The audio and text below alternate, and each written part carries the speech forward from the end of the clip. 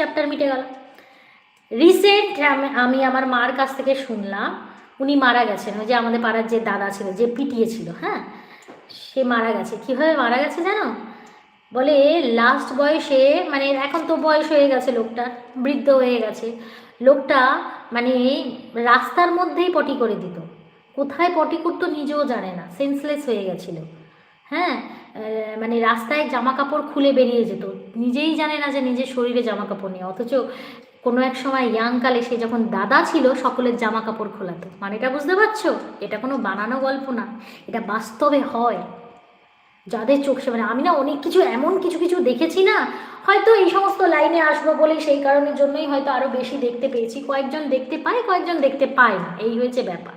কিন্তু এটা চোখের সামনে নিজের দেখা তো।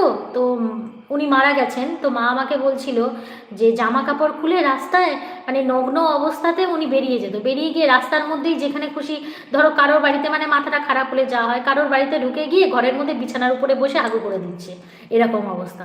কোনো এক সময় সে ইয়াং থাকাকালীন পাড়ার দাদা ছিল, সে লোককে জামা